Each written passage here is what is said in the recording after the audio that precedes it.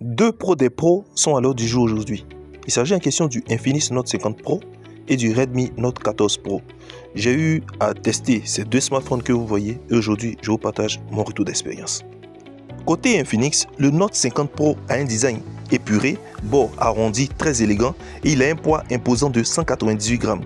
Cela est dû au fait que sa coque est recouverte de métal, ce qui renforce sa robustesse, et également il est anti-scratch, ce qui fait que ça ne laisse pas de traces de doigts lorsque vous manipulez le smartphone. Pendant ce temps, du côté Redmi Note 14 Pro, nous nous retrouvons sur un écran incurvé, bordure arrondie. Donc pour toutes ces personnes qui aiment les téléphones un peu plus légers, je pense qu'elles pourront aller avec ce smartphone. Il tourne autour de 180 grammes. Au niveau de l'écran, nous sommes sur un écran AMOLED du côté Infinix avec une fréquence de rafraîchissement de 144 Hz, une résolution de 1080 x 2436 sur un écran de 6,78 pouces en Gorilla Glass.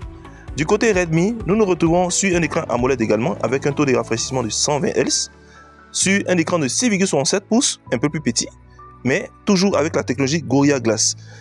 En matière de système d'exploitation, nous sommes sur Android 15 du côté Infinix et Android 14 du côté Redmi. Mais c'est juste une histoire de mise à jour, ça c'est pas un problème. Infinix et Redmi ne sont pas restés en marge de l'intelligence artificielle.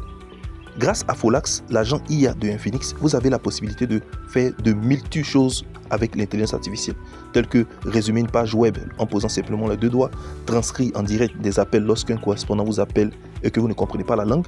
Le smartphone se charge automatiquement de transcrire ça en direct pour vous.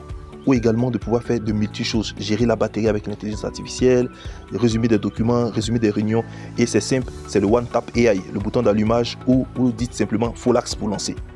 Chez Redmi Note 14 Pro, nous avons Gemini, qui est l'agent AI qui permet pratiquement de faire les mêmes fonctionnalités que le Infinix. Par contre, je n'ai pas retrouvé la transcription d'appels en direct. Et ça, c'est une fonctionnalité qui m'a vraiment touché chez Infinix. Plus besoin de s'inquiéter pour parler avec d'autres personnes dans d'autres langues. En matière de puissance et batterie, chez Infinix, nous sommes sur du 90 watts de puissance pour 5200 mAh de batterie, ce qui fait la charge super rapide. Du côté Redmi, nous avons 5500 mAh de batterie pour 45 watts de puissance. Il fait également la charge rapide, mais pas plus rapide que le Infinix. Et au-delà de ça, le smartphone Infinix permet de fournir de l'énergie à d'autres smartphones. Donc lui-même, il se charge par induction et il permet de charger d'autres smartphones par induction. Avec lui, il n'y a plus de problème de batterie. Il est hyper efficace, c'est votre compagnon de batterie pour tous les jours. Et au-delà de tout ça, il y a le côté, la RAM. Chez Infinix, nous sommes sur du 8 plus 8 Go de RAM supplémentaire. Donc vous pouvez augmenter la RAM à votre convenance. Par défaut, c'est resté sur 5, mais vous pouvez augmenter 8 plus 8 tranquillement. Et ça dépend de vous.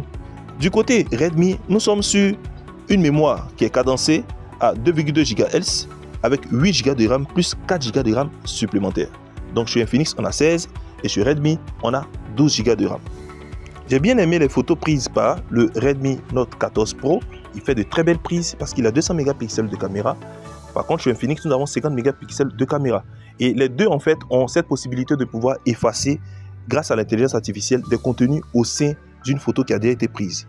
En sortie audio, chez Infinix, nous avons du JBL en sortie audio, ce qui donne une bonne sonorité de qualité. Et du côté Redmi Note 14 Pro, nous sommes sur du Dolby Atmos. Mon retour d'expérience sur les deux smartphones Infinix Note 50 Pro et le Redmi Note 14 Pro prend fin maintenant. Et vous, quelle est la fonctionnalité qui vous a le plus impressionné? De l'intelligence artificielle, passant par la batterie, la caméra, le processeur et toutes ces nombreuses fonctionnalités que je citais, vous, quel smartphone allez-vous choisir? On se dit à très bientôt, c'était Mensa Master.